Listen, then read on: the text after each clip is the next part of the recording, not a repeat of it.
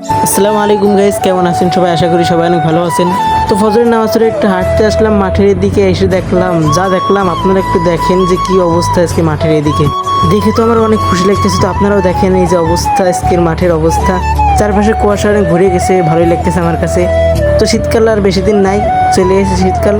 তো শীতকাল যাদের কাছে ভালো লাগে অবশ্যই লাইক করে কমেন্টে জানান যে আমাদের কাছে শীতকাল ভালো লাগে। আর আমার তো দেখে অনেক খুশি লাগতেছে, অনেক অনেক যে শীতকাল আবার চলে এসেছে।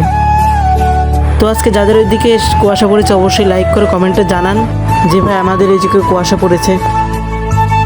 তো আরেকটা কথা, যে শীতের ভিতরে ফজরের নামাজ পড়ে একটু হাঁটাহাঁটি কিন্তু অনেক মজা লাগে।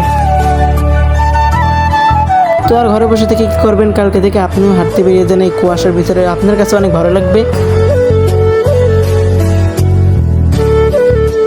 আসলেও কিন্তু অনেক সুন্দর লাগতেছে আমার কাছে, অনেক ভালোই লাগতেছে আমার কাছে।